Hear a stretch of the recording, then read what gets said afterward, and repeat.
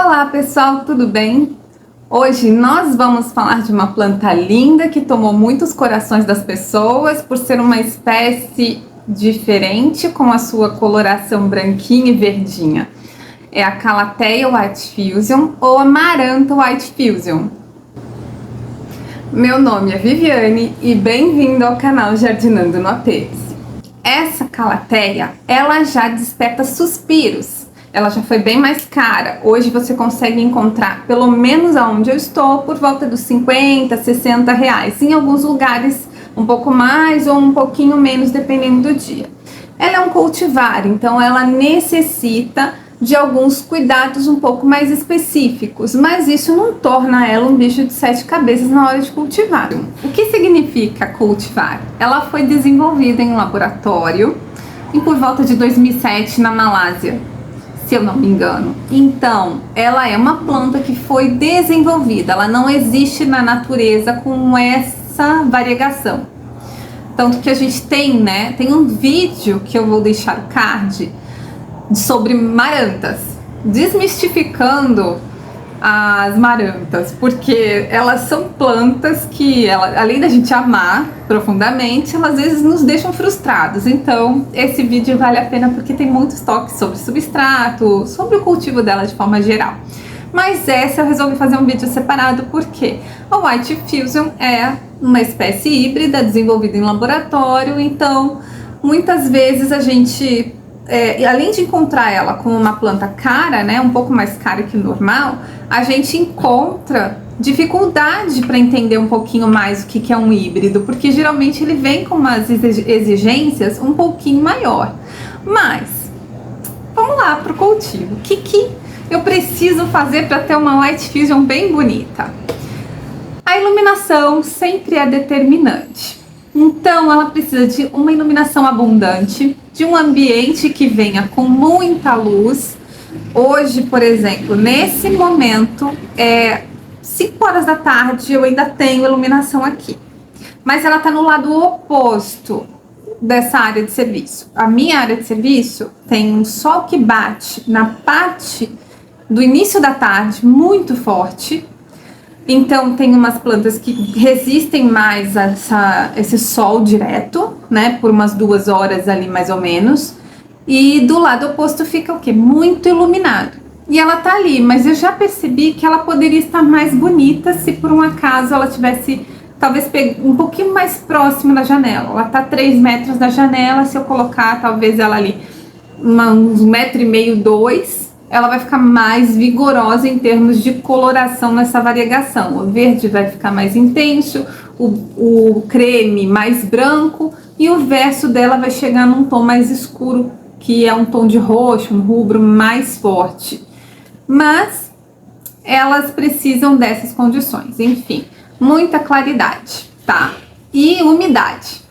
Se você tiver um banheiro muito iluminado, você pode aproveitar e colocar uma White Fusion ali, porque essa umidade do ar hidrata as folhas, vai fazer com que ela fique mais firme, mais vigorosa, mais bonita. Gente, e as regas? No caso das calatheias, vamos falar que não muda muito. A amaranta ou a calatheia, ela precisa de um solo úmido, não é encharcado e não é um solo que tenha muita retenção ali, um solo argiloso. Ela precisa de um solo drenável, pedaçudo, rico em matéria orgânica, para que na hora que ele receba a rega, escoe e se mantenha o solo úmido. No caso da White Fusion, eu acho até que ela precisa um pouco mais de umidade nas folhas. Então, borrifar água vale sim, é necessário. Ambientes úmidos, como eu citei em termos de banheiro, um bom exemplo. E protegida do sol, né? Eu não costumo borrifar, mas ela precisa dessa umidade nas folhas. O que acontece quando eu não umedeço essas folhas?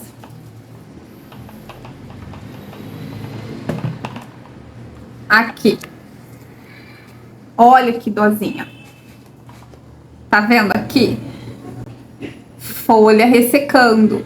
Isso é um claro indício de que você regou pouco ou de que as folhas precisam de umidade. Então você não necessariamente precisa colocar água no substrato.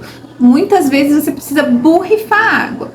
O legal é você fazer isso no comecinho do dia ou no início do fim da tarde, para que assim ela tenha tempo de secar até chegar o horário da noite. Isso realmente protege a folha, hidrata e deixa ela mais firminha, tá? E mais bonita. Esse provavelmente é um dos truques assim importantes para essa White Fusion, beleza? E qual é o tipo de água? Existe uma polêmica enorme sobre isso. Amaranta, muita gente defende que ela precisa somente de água da chuva ou que ela precisa de água mineral.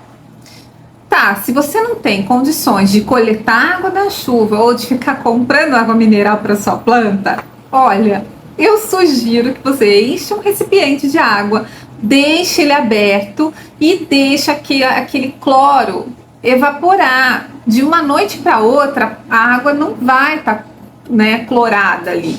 E aí você pode fazer a rega dela e também borrifar água tranquilamente, porque o cloro não vai atuar nas folhas e nem danificá-las, tá bem? Eu acho que é importante porque nem sempre a gente tem esse tempo, para coletar água da chuva. E aí é muito válido, tá? Gente, e o substrato? As calateias podem ser cultivadas de algumas formas diferentes. Entre elas está o cultivo, o hidrocultivo, que é em água, que eu acho super legal, mas hoje a gente precisa ter uma atenção violenta, redobrada por conta dessa epidemia da dengue, Na verdade, está um problema muito sério. Então, se você não tem esse tempo de cultivar e controlar, tipo, se a água vai fazer a troca da água de forma constante, eu sugiro que você não experimente esse cultivo nesse momento. Por exemplo, você pode colocar argila expandida, colocar num vaso e colocar a calateia no vaso, que vai ficar a coisa mais linda esse arranjo. Funciona muito bem e neutraliza problemas com a dengue. Tipo de substrato quando a gente fala de terra vegetal. Terra vegetal misturada com alguns agregados, que entre eles é casca de pinos, casca de carvão, casca de arroz triturado. E isso vai trazer um solo bastante aerado, bastante pedaçudo e acrescentando a vermiculita, que vai trazer a capacidade de retenção de água e vai ficar com muita qualidade esse substrato para o cultivo em terra vegetal. Para o cultivo em esfagno, existe. O esfagno tem muitas utilidades. Quando você compra uma orquídea, ele está no esfagno. E essa calateia veio no esfagno. Aqui. Olha aqui. Tá super bem aqui. Ela veio assim. Ó, inclusive, ele estava em imersão para rega. É só retirar o excesso aqui.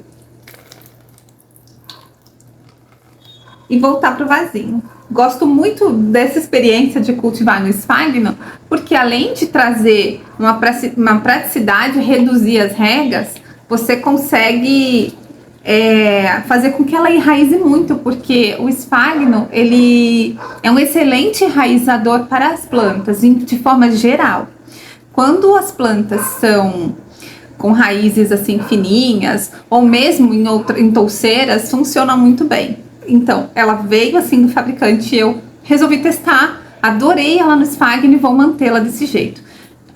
O espaçamento de regas, no caso do esfagno, é um pouco maior até. Então, digamos que eu tô regando aqui no Rio, que é um lugar quente, uma vez na semana. Mas não muda, tá?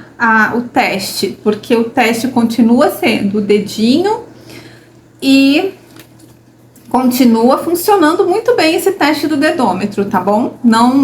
O cultivo assim é legal. Se vier dessa forma e você quiser mantê-lo no esfagno, vai manter a planta no esfagno, mantenha, mas tenha essa atenção de quando o esfagno ele secar, você já regar, mas traz uma praticidade maior. Para adubar vai de acordo com o tipo de cultivo que você escolher.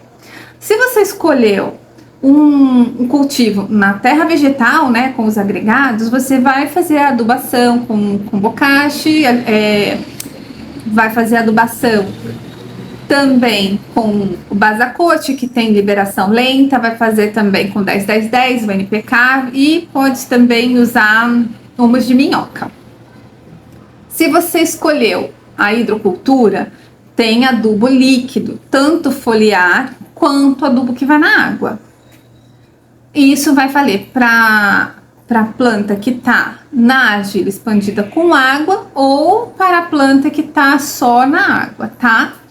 E aí, no caso do esfagno, eu coloco o mesmo adubo que eu uso no substrato de terra vegetal. É a mesma coisa, não vai mudar nada, tá bem? A propagação é através de divisão de touceira. Exemplificando, eu não vou dividir essa daqui, mas é só vir aqui, ó, e fazer aquele puxãozinho delicado, e aí você pode dividir. Nesse momento, essa daqui vai continuar onde ela está, mas é muito simples a propagação. As podas são podas de limpeza somente. Então, você tem folhinhas precisando retirar, você corta, retira, às vezes dá até pra fazer um puxãozinho com a mão, mas não é o caso, tá? Tipo, vai fazendo a poda com calma, paciência, e ela vai se desenvolver ali bem forte, sem nenhuma folhinha feia, tá bom? Pode, exceto quando existe esse tipo de manchinha. Gente, é uma folha muito grande para eu retirar, não consigo. Vai continuar aqui, que é igual a gente, sabe? Na vida, a gente vai passando por algumas histórias e vai ficando com as marquinhas. As plantas são iguais. Elas também ficam com marquinhas e a gente convive com as imperfeições e tá tudo certo. E se você ficou até aqui comigo, muito obrigado pela companhia. Não esquece de curtir o vídeo, não esquece de seguir o canal se você não é inscrito. Não esquece de compartilhar esse vídeo com aquela pessoa que ama plantas assim como a gente. Mais uma vez, muito obrigada, um beijo e até o próximo vídeo.